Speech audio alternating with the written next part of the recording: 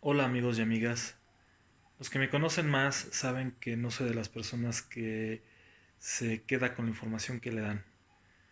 Siempre busco confirmarla, eh, pues hacer pruebas, cálculos, demostrar los datos que están dando, sobre todo cuando se trata de números. Y esto es porque, pues bueno, es a lo que me dedico y me empezó a surgir la duda de qué tamaño es el problema que estamos viviendo. Le he estado dando seguimiento a los datos que han estado publicando y que ha estado exponiendo la Secretaría de Salud, decidí pues ponerme a analizar la información que nos están dando. Obviamente pues son datos oficiales. Antes de entrar en materia, cabe aclarar que este no es un video de crítica, simplemente quise efectuar una evaluación de la información que tenemos y de tratar de contestar esta pregunta. Y puedo ofrecer mi análisis y mis conclusiones. Y reitero lo que se ha venido diciendo. Quédate en casa. Quedémonos en casa. Entonces, para poder dimensionar el problema, primero necesitamos, uno, identificar cuál es el problema. Y dos, saber cómo se mide. Para nuestro primer punto, tenemos un virus que se llama SARS-CoV-2 o COVID-19, pero el virus no es el problema en sí. Es decir, toda la vida hemos lidiado con virus. Los humanos estamos todo el tiempo expuestos a este tipo de entidades. Si estamos de alguna manera acostumbrados a lidiar con esto, ¿por qué está siendo un problema tan fuerte? Y sobre todo, ¿qué tiene de especial?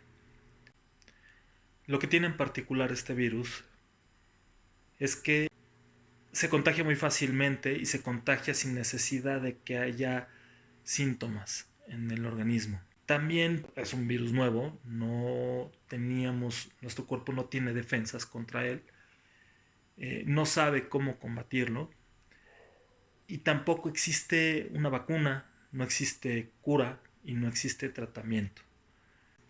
Ahora, estas características pues, lo vuelven particularmente dañino. He visto, todavía se ve mucha gente que pretende minimizar el problema diciendo no, mata muy poca gente, le afecta a muy poca gente, solo a ciertas personas. Pero aquí podemos ver que la tasa de letalidad global ha pasado en los últimos 5 días de 4.9% a 5.5%.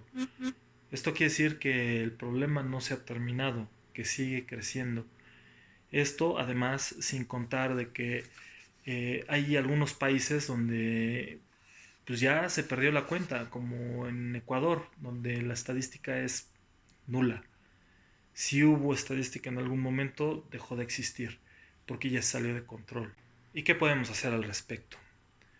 Hay dos frentes que se están siguiendo simultáneamente. Por un lado tenemos a los científicos que están buscando la cura, la vacuna y tratamientos para combatir este virus. Y por el otro lado tenemos a los médicos que son los que lo combaten al día a día. Ellos pues nos están ayudando, le están ayudando a la gente a tratar de sacarlos de la enfermedad, que no caigan en un cuadro grave, y si caen en un cuadro grave que puedan salir avantes de esto sin llegar al peor desenlace, que es la muerte. Resumiendo, el problema es entonces que no sabemos, es un virus nuevo que no sabemos cómo combatir, nuestro cuerpo no lo puede combatir porque apenas lo está conociendo, y tampoco médicamente hay tantas herramientas para poder combatirlo eficazmente, pero sí se puede combatir. Entonces, estamos en una competencia entre la acción del virus contra nuestra capacidad de respuesta. Ese es el problema. Ya que entendimos el problema, intentemos resolver la siguiente pregunta. ¿Cómo se mide? En los servicios hospitalarios regularmente se miden dependiendo del tipo de servicio que haya, es decir, consultas, eh, servicios ambulatorios, que son los de corta estancia, u hospitalizaciones.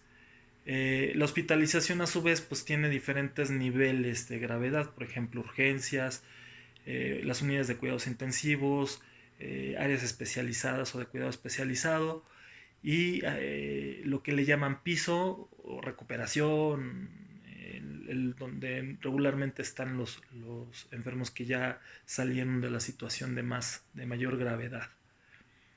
Todo esto regularmente se mide en camas.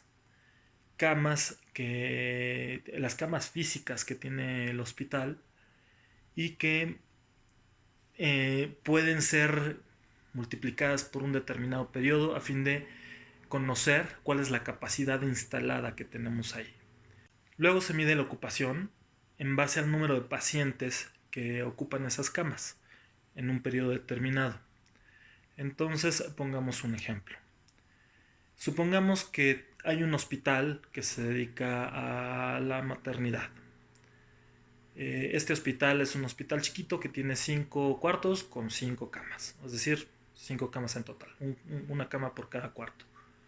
Entonces, si queremos conocer la capacidad instalada de ese hospital por semana, tendríamos que multiplicar, como aquí en el ejemplo, 5 camas por 7 días nos da 35. Entonces tenemos una capacidad instalada de 35 camas por semana.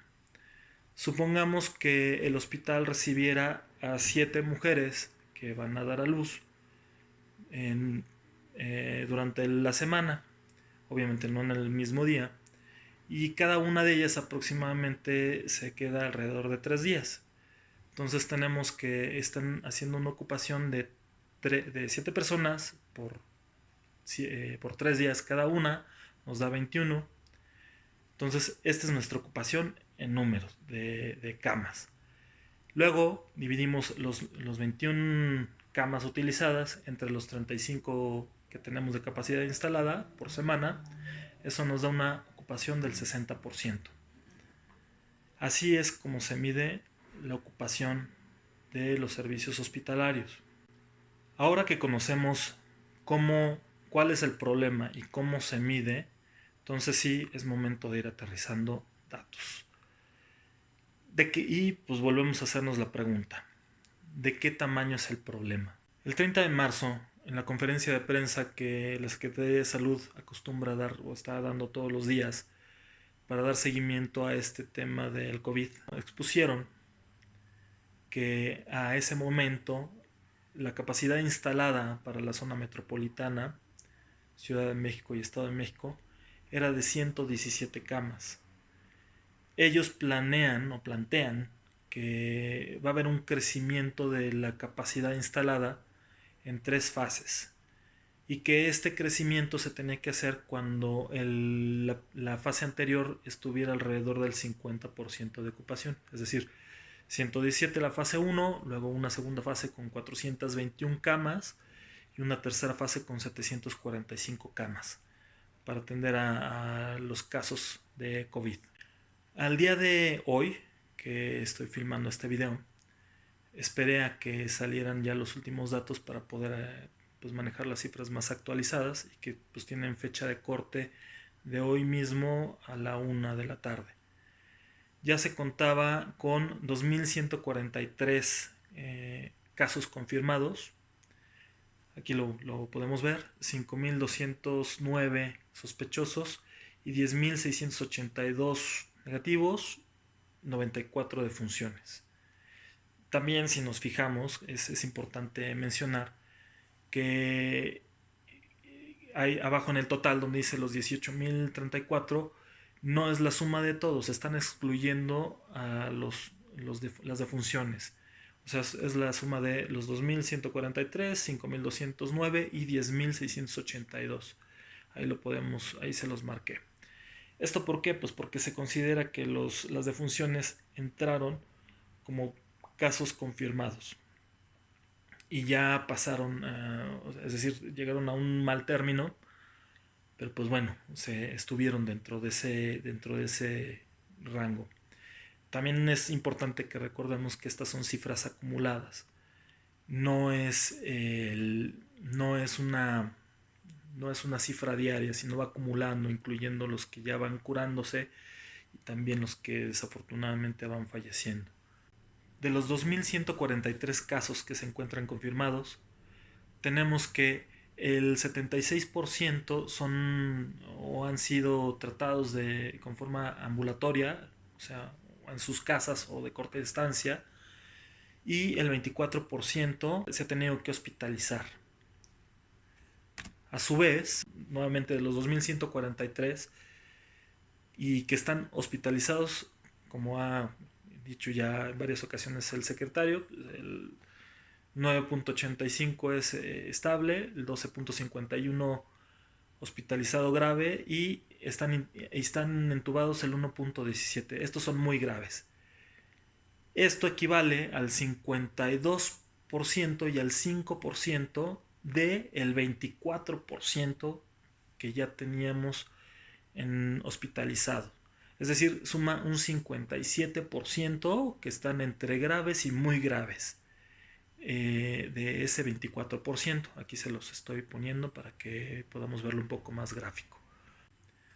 Ahora, para la Ciudad de México y el Estado de México, esta misma fecha, ya hay confirmados 764 casos, 2.127 sospechosos, 1.131 negativos y 22 fallecidos.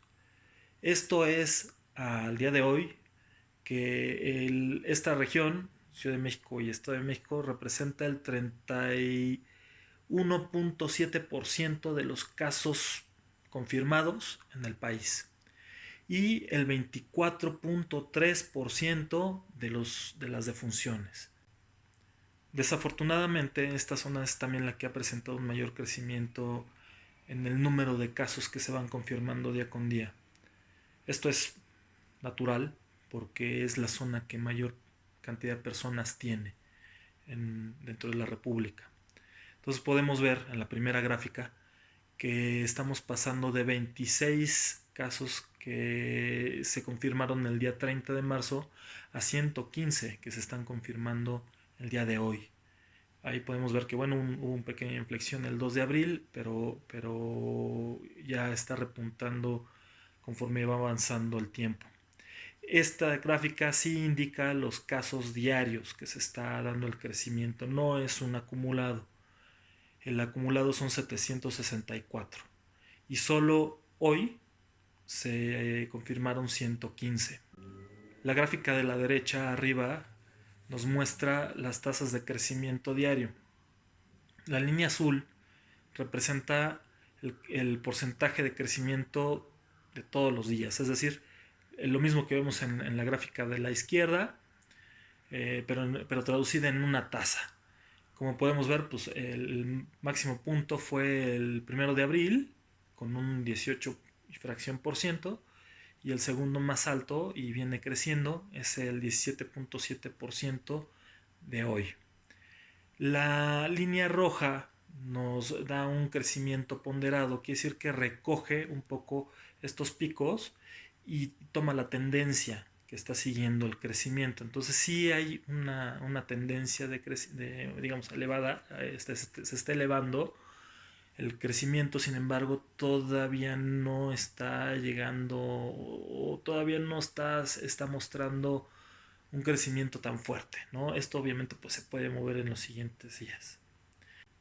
Para el caso de la Ciudad de México y el Estado de México, no hay datos desagregados de los casos que se encuentran hospitalizados y en gravedad. Ni gravedad muy graves ni graves, pues. Entonces, utilicé los datos que tenemos a nivel nacional, es decir, el 24% de hospitalizados y luego el 57% de casos graves y muy graves. Y eso es lo que estoy utilizando para hacer la proyección junto con esa tasa de crecimiento ponderada.